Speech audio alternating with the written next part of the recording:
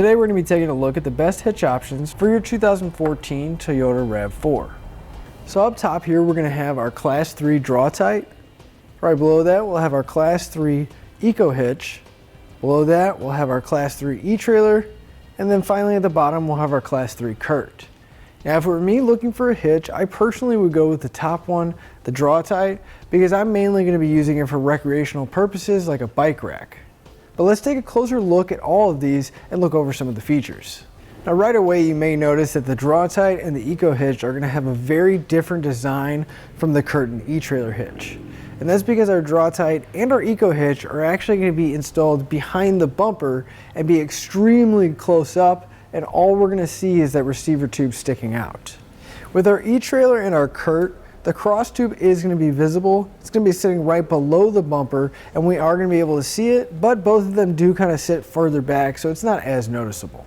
Now aside from the appearance benefit of the cross tube being hidden, it is going to give us a little bit more ground clearance since the entire hitch is going to be higher up on the vehicle. That little bit of extra ground clearance can be a great thing, especially since our RAV4 sits a little bit closer to the ground.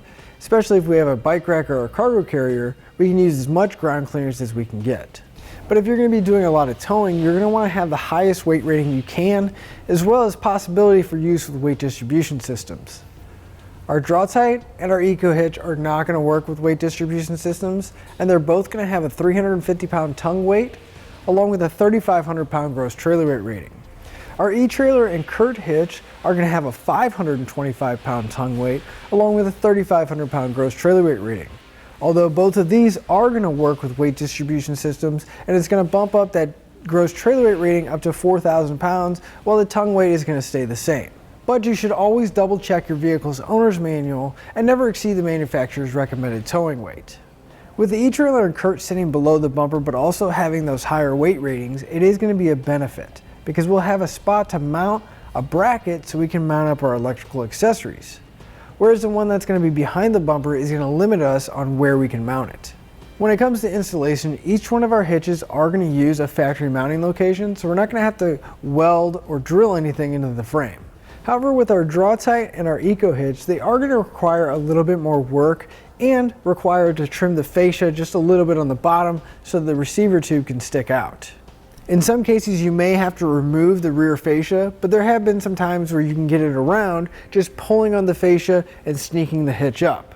But they are more involved than the CURT and the etrailer hitches to put in. Now down to some of the minor differences.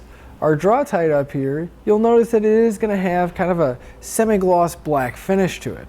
Our EcoHitch is going to have a textured black finish. Our etrailer hitch is going to have a flat black carbide finish. And our CURT is going to have a high gloss black finish, which is typical in most hitches. And that finish is really going to depend on your personal preference. I like the flat black because it does blend in a lot better underneath and it hides scratches and dirt a lot better. And since all of our hitches are Class 3, they're all going to give us that 2" by 2" receiver tube opening up a wide variety of doors when it comes to accessories. And they're all going to use a standard 5/8 pin and clip. None of them are included in the kit. However, you can pick them up here at etrailer.com along with locking devices to keep your items secure. The Draw-Tite is going to have a secondary hole towards the back of the receiver tube opening, and that's going to be exclusively for the J-pin stabilization device. Now that's going to be nice because it's a locking device, but it's also an anti-rattle to make sure that the accessory isn't making a lot of noise when we're driving down the road.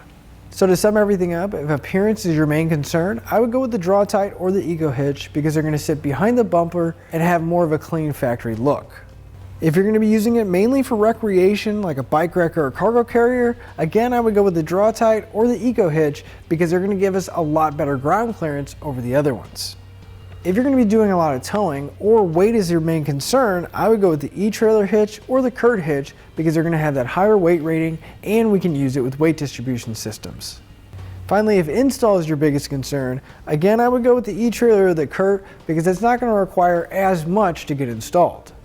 We hope this information has helped you whenever you're looking for a hitch for your RAV4 to meet your needs. And that'll finish up your look at the best hitch options for your Toyota RAV4.